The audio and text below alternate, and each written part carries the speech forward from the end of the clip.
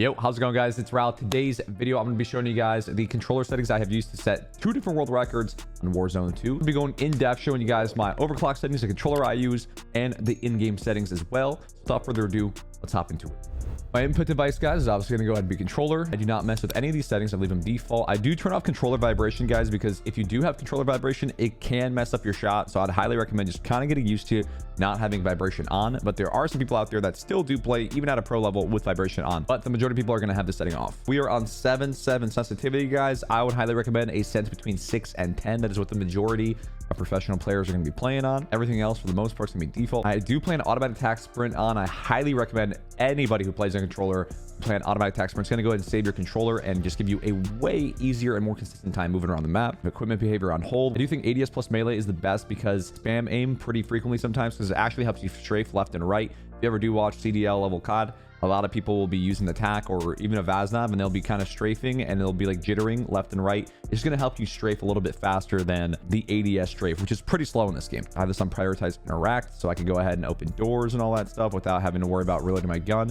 I think getting around doors and interacting with the map is more important than the reload because I'm not going to be reloading in the middle of a fight, but I might be interacting in the middle of a fight. I have my armor plate behavior on apply 1. And now we're going to hop into the advanced tab. Target aim assist, of course, is going to be on. Aim assist type is going to be on default. We have aim response curve type, guys. This is extremely important. What dynamic aim response curve type is going to do is it's going to give you a more precise shot, long range, even close range, and it's going to give you the feel of having more aim assist long range at the expense of having a little bit less aim assist up close.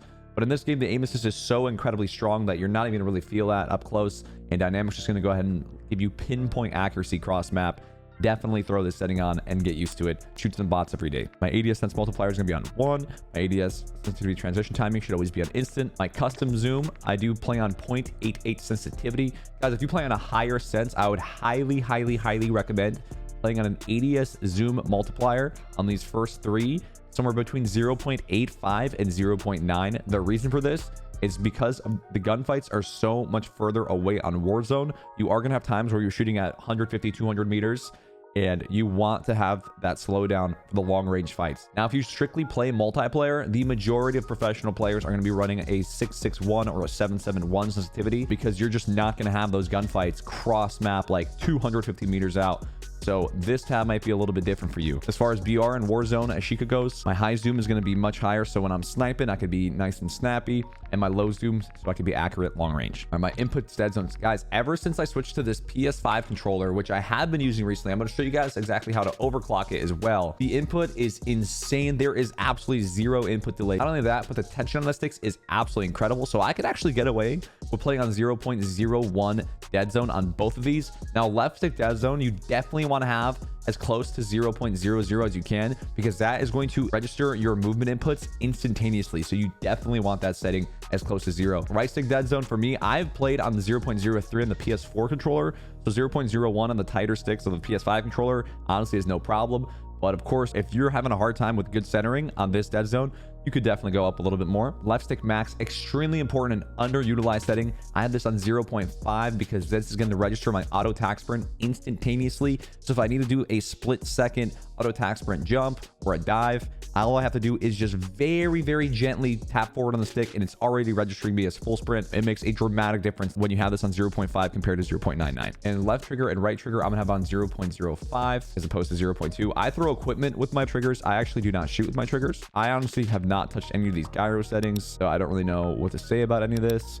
I believe FOV sensitivity scaling, I'm not sure if this impacts your normal aim, but I do not mess with any of these settings. I've played COD for 15 years, no idea what any of these settings do, and no one at the professional level in the CDL or even Warzone uses this, so I would highly recommend not really doing it. It might just mess you up. Now we're going to have our movement behaviors. Auto move forward is going to be on off. Tactical sprint is going to be on single tap. Grounded mantle is going to be on off. Pretty much all that means is you can't accidentally mantle things if you're prone. So if you're snaking or if you're just trying to press X to quickly get up off the ground. If you guys didn't know, if you jump when you're prone, you actually stand. If you have this off, then you might accidentally mantle things while you're in prone, which is a no-go. Automatic airborne mantle is on partial, which if you look at the chart on the right, it only makes you automatically mantle if you can prevent a fall. Automatic ground mantle is on off. Invert slide behavior. This is an absolute big one, guys. Make sure you have this on inverted, especially for Al Mazrah. It's going to let you dive just by clicking the right stick one time. I play on tactical flipped, so for me, it's going to be the right stick. If you're on default, it's going to be circle. This is a game changer when it comes to doing the dive parachute strat, which is basically where you dive and you instantaneously pull your parachute. Plunging underwater on movement. I actually just recently discovered this one, guys. I believe it was Shotzi that made a video on plunging underwater. This setting basically allows you to be in the water and look directly up, and you will actually fly out of the water when getting out of the water without having to mantle. Parachute auto redeploy, smashing door bash is going to be on. Movement based ledge hang mantle behavior is huge. You don't have to press X.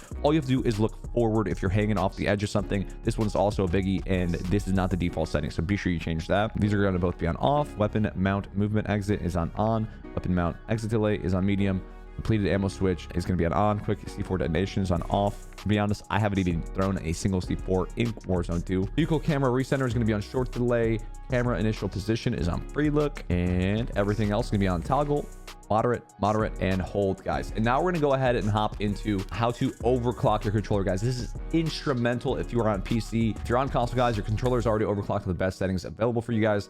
But on PC, there is actually a way to kind of help you get rid of that input delay. So I'm gonna go ahead and show you guys exactly what I do to overclock my controller. This is extremely important. Alrighty, guys. So what you're gonna want to do is you're gonna want to go on Google and just Google GitHub Lord of Mice. You're gonna see this first link. It's github.com. Be sure it is github.com. Make sure it's not sponsored or anything, so you don't accidentally download yourself a virus. Just make sure this is the correct site. You're gonna go to HID USBF, updated 9 months ago. Download button's right there. Once you download it, you're going to get a WinRAR link. All you have to do is extract the entire thing to your desktop, and I'm going to go ahead and show you guys what that should look like on your desktop.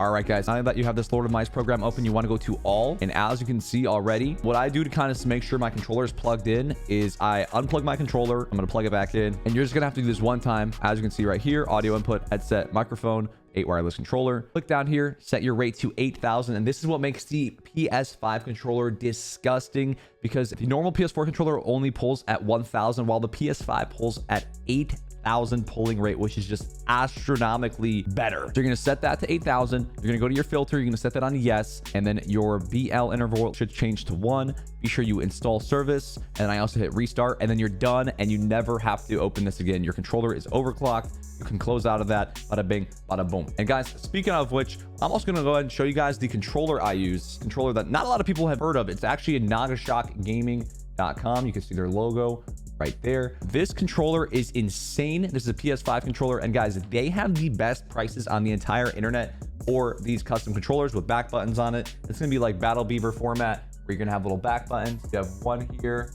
one there. My left one's X, my right one's circle. I'll show you guys the site real quick as well, and just walk you through just how competitive the prices are on this. This is not sponsored in any way, shape, or form. I do have an affiliate code RALLIED, but this is going to save you money to get the same product, if not better, than other competitors. Alrighty, guys, so now we're on the site. All you're really going to want to do, I never really go all out on paint, but I do understand if you want to get a cool custom controller and you want it to look sick, then hey, do as you please. All you're going to need to do to get a competitive edge is you want digital click triggers, you want digital click bumpers, and you're going to want back buttons. I have mine on left standard, right standard, and then I have my rumbles removed. I do not play with vibration on, guys. If you love vibration, then all right, you might want to keep that on, but it's going to make your controller way lighter, and it's going to feel a lot better in your hands if you have rumbles removed. It makes a dramatic difference. And that is legitimately all you need to do, guys. $168. If you go on Scuff, Battle Beaver, any other site, this number up here is going to be closer to 200, 220, 230. The only downside is Nagashock does only ship to NA, but guys, the prices are literally unmatchable. And the PS4 controllers, the Xbox controllers are even cheaper. So you can't really go wrong if you do want a custom controller. Nagashock.com, guys. I got a code RALLIE for 5% off. It's what I use, and it's what I've used to set 2 different records in this game. Phenomenal product, great people, great company. And that's going to be it for you guys. Hopefully you guys did enjoy this in-depth little tutorial on how to optimize your settings, both in-game and out of game, and also the controller I use, and probably the controller that you should be using too if you want to save yourself money on the next time that you buy a custom controller. So without further ado, hope you guys have a blessed rest of your day. And as always, take care of yourself, baby.